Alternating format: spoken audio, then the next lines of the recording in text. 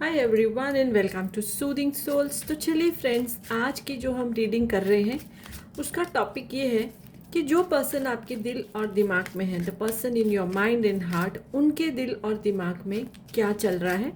तो पॉजिटिव होके ये रीडिंग देखिए। जिस पर्सन के बारे में भी आप उनकी फीलिंग्स जानना चाहते हैं उनके बारे में सोचिए, उनका नाम लीजिए मन में, या उनकी इमेज जो है वो आप इमेजिन कर सकते हैं। ठीक है, but remember this is a general collective reading, may or may not resonate with you. Personal reading के लिए आप मुझे मैसेज कर सकते हैं, जो सिर्फ आपके लिए ही गाइडेंस होगा। ठीक है, और ये टाइमलेस रीडिंग रहेगी, जेंडर स्पेसिफिक नहीं है, ये सबके लिए है रीडिंग। तो पॉजिटिव होके देखिए, और इस रीडिंग से जुड़ने के लिए आप जो है कोई भी कलर का जो हार्ट है, हार्ट इमोजी है, वो आप पोस्ट कर सकते हैं। ठीक है, कमेंट बॉक्स में। ओके, और अगर पेज को अभी तक फॉलो नहीं किया है तो प्लीज़ पेज भी फॉलो कर लीजिए। So let me take out 5 cards and let's see कि आपके पर्सन के दिल और दिमाग में क्या है। तो देखिए, सबसे पहला अगर हम बॉटम ऑफ द डेक की एनर्जी देखें तो इस समय आपके पर्सन कोई सिचुएशन से रिकवर कर रहे हैं।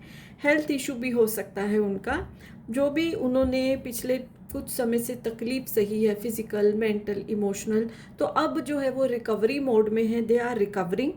ठीक है, और अब जो है उनकी एनर्जी काफ़ी मुझे स्ट्रेंथ की तरफ बढ़ती हुई दिखाई दे रही है।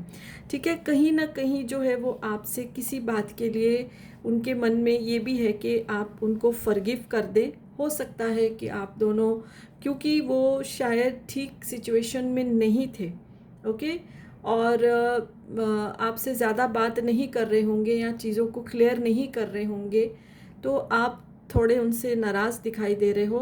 तो इसलिए जो है अब चूँकि वो रिकवर कर रहे हैं, अब क्योंकि वो एक पॉजिटिविटी की तरफ बढ़ रहे हैं, तो शायद वो है अपने मन में आपसे फॉरगिवनेस की इच्छा रखते हैं, और ये चीज़ वो आपको मिलके भी बोलेंगे कुछ टाइम में।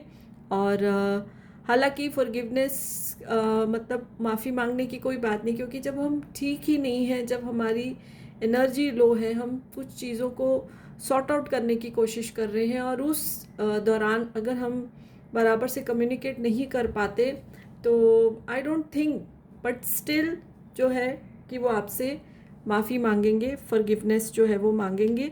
और कहीं ना कहीं उनके मन में डर भी है कि आप कहीं मूव ऑन ना कर जाओ, उनको रिजेक्ट ना कर दो, उनकी फॉरगिवनेस को एक्सेप्ट नहीं करो। तो ये डर आपके पर्सन के मन में समाया हुआ है। इससे मुझे लग रहा है कि काफ़ी टाइम से आप दोनों के रिलेशनशिप में इश्यूज चल रहे थे, क्योंकि आपके पर्सन एक सही एनर्जी में नहीं थे।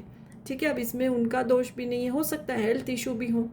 ठीक है, हो सकता है कोई उनको मेंटल ट्रॉमा हो, तो जिसकी वजह से आपको टाइम नहीं दे पा रहे थे।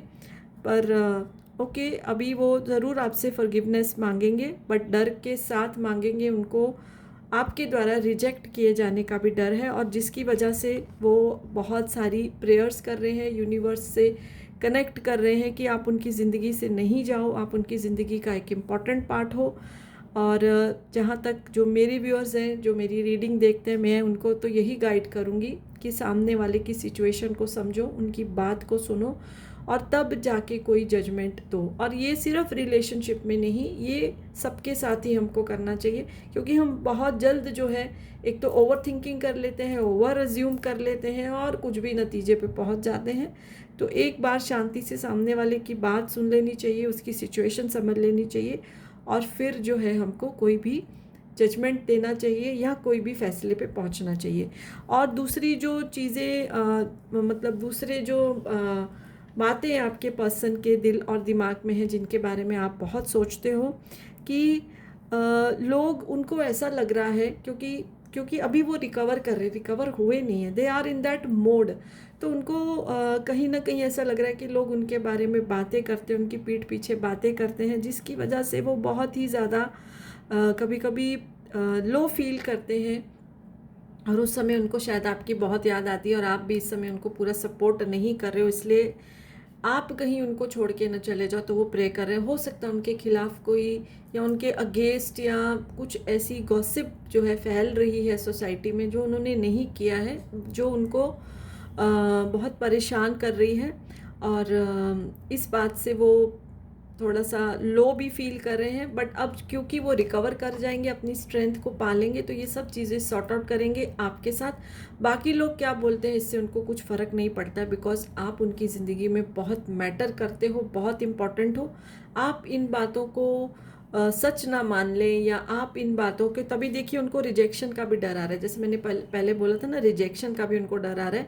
तो उनको कहीं ना कहीं ऐसा लग रहा है कि आप इस गॉसिप को सही मान के उनको छोड़ ना दो, तो ये चीज़ का उनको फेयर है। और वो बहुत जल्द जो है आपसे कनेक्ट करेंगे, क्योंकि अब काफ़ी धीरे धीरे उनकी स्ट्रेंथ वापस आ रही है। मेंटली भी वो स्ट्रांग हो रहे हैं, क्योंकि देखिए किसी से बात करने में कुछ मतलब अपना पॉइंट ऑफ व्यू रखने में मेंटल स्ट्रेंथ की बहुत ज़रूरी होता है, नहीं तो हम बोल ही नहीं पाएंगे। तो अब ये चीज़ें उनको मिल रही हैं, they are recovering themselves and now they will come to you, clarify करेंगे चीज़ें, और जो है फॉरगिवनेस आपसे मांगेंगे। और प्यारा सा एक रीयूनियन की एनर्जी मुझे आ रही है। You have to just listen to your person कि वो कहना क्या चाहते हैं। सो यस, यही इस रीडिंग में आ रहा है। अच्छी लगे तो लाइक कर दीजिए और कुछ कमेंट भी करिए। जो भी रीडिंग आप चाहते हैं उसका टॉपिक भी मेंशन कर सकते हैं कमेंट बॉक्स में।